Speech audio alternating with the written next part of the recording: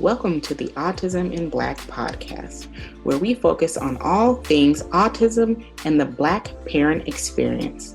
Our goal is to always educate, support, and empower parents to advocate for not only their children, but themselves. Hello, and welcome to the Autism in Black podcast. I'm Maria Davis-Pierre, a licensed mental health counselor in the state of Florida and America's #1 autism advocate for Black parents. I'm the founder and CEO of Autism in Black, Inc., where we aim to include the excluded. Today's podcast episode is really an update on what this last year has been like for me since getting my own autism diagnosis. If you've listened to the podcast, you will know that just last year, I received an autism diagnosis. I am a late diagnosed autistic adult. And this year has been, I don't want to call it a challenge. It's been quite the experience, learning experience, I will say, for myself. And I just want to really kind of take you through some of the things that I've experienced this last year, because I think for a lot of us late diagnosed adults, we don't hear a lot what it's like when we first get our diagnosis and some of the things that we may experience. So I just want to take you all through that journey of what I have been doing and thinking about and experiencing the last year. For one, I think one of the biggest things is that it's been a complete mindset shift for me, because there are days where I feel like, yes, my healthcare practitioner got the diagnosis right. I am autistic. And then there are days where I feel like a complete imposter. I feel like, I really do that back and forth with myself. Like, am I really autistic? Is there any validity in the assessments that I've done? I do advocate a lot for this. Is this why that those test results came back the way that they did? There's a lot of just feeling like, no, you're not autistic. And what I've realized, it's because of the level of masking I've done for the last 39 years. And how when I am in certain environments, I will see how other people are acting and interacting and model that.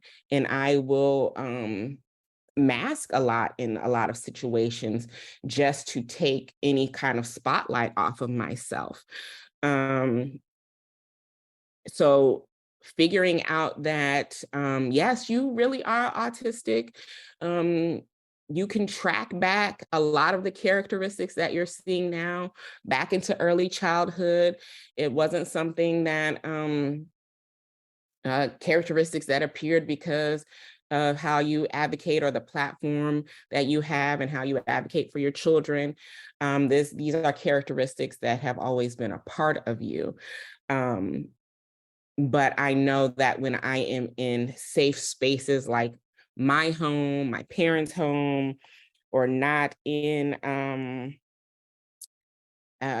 in the community, that I'm feel safe enough to drop the masking and be who I am. And what I am trying to do is just completely drop the masking and be who I am in all situations. As a lot of you know, I talk about not code switching and always being okay with showing all of my Blackness and who I am as this Black woman in any situation, and not feeling the need to dim that light in any situation. And I'm also now trying to do that in my other intersections as well, trying to catch myself when I'm masking and giving myself the permission and grace to be who I am in any situation. And if it makes somebody uncomfortable or somebody doesn't understand, that is not on me, that is on them. So having that mindset shift in the last year, and not making that masking an automatic thing, which it has become um, for 39 years of automatically adapting to the environment I am in, and being more of who I am regardless of the situation, um, which is proving to be less stressful for me, not leading to as much burnout. So it is showing, of course, improvements in those areas. So just catching myself on that, and that is something that takes time and practice, because when you've done it for so long, you do have to kind of retrain yourself to not continue to do it. So something else that I have been doing is looking back on my childhood experiences and making sense of a lot of things, a lot of who I am now, a lot of who I was as an adolescence and teenager, early adulthood, and looking back and saying, oh, okay, that makes sense. Oh, okay, I can see why I do that, right?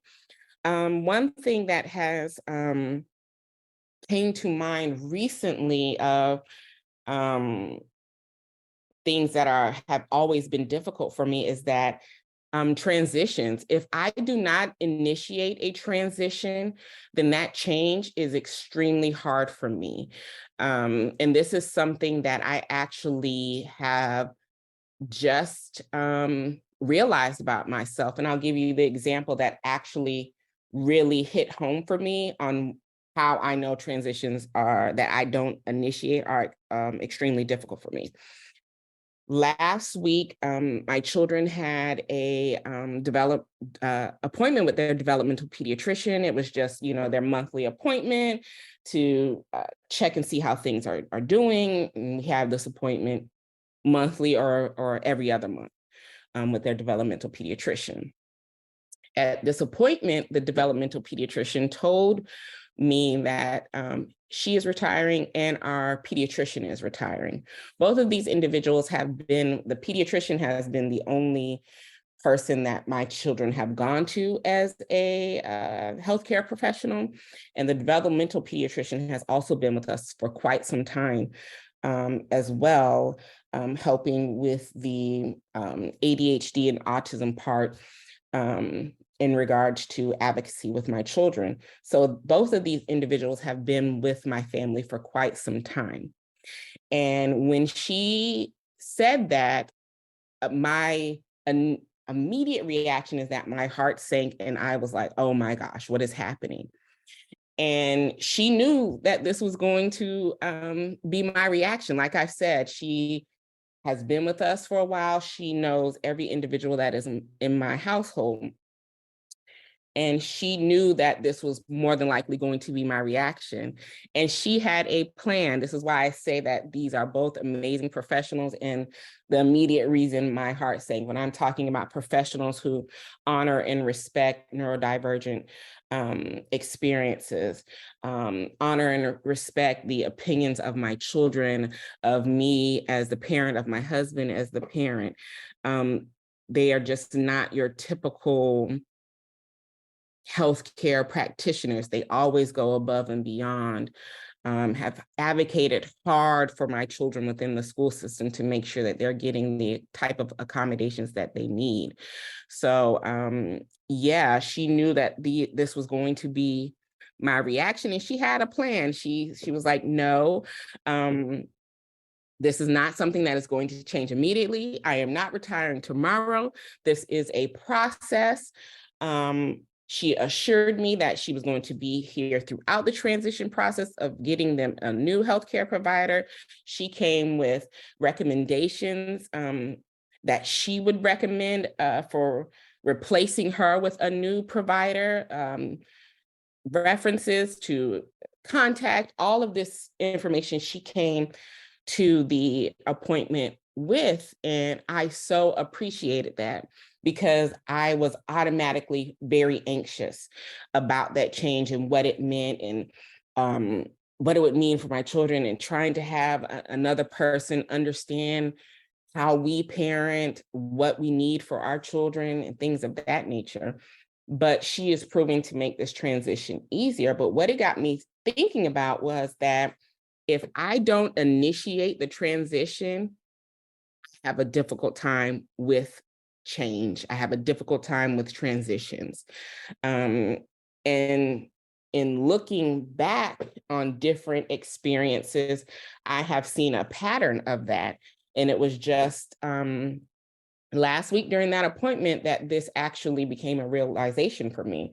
So yeah, looking back on, different experiences and making sense of them and being like, okay, well, this is the reason why. I also have noticed that I have safe foods that I know are my go-to, that I know every time I eat them, they're going to be the same. And then I have foods that I will be in, I guess the term I will use is infatuated with for a time. I will eat them every day, every single day, and then for a time period until I get tired of it, and then move on to something else. I see this with my children a lot. And I noticed it in myself. So yeah, just looking back on childhood experiences and making sense of those things is something that I have been doing for the last year as well. Also, providing validation for myself and giving myself grace in understanding, knowing that I have to give myself um, time to regain energy, or time to go back into social situations, and just honoring that and respecting that for me as an individual, honoring the cues that my body and my mind is telling me, and not pushing myself like I would do past limits. Providing validation in that I am autistic, and giving myself grace in the situations where knowing that this is an area that I have a deficit in, so I need to rely on strengths or rely on community. Also, it's giving me a perspective. Getting my diagnosis is giving me a perspective on my parenting. Parenting as an autistic individual, to autistic individuals, to my child who has ADHD. So there are 3 autistic people in my household and 3 individuals with ADHD in my household of 5. So there are some of us who have overlapping diagnosis, particularly me and my son.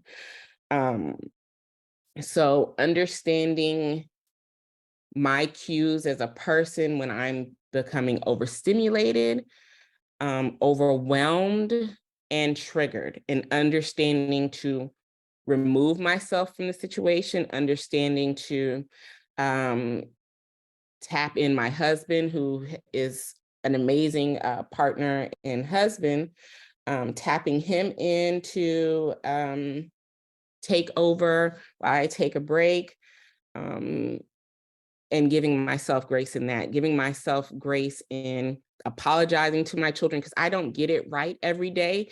And there are times where I am overstimulated to the point that I can't parent from a conscious place or parent from a positive discipline place, which is something that I strive to do, if we're going to use those terms. And there's days I just don't get it right, and understanding that I need to give myself that grace, apologize to myself, apologize to my children, and try to, be more aware of those things so that it's not a continuing issue.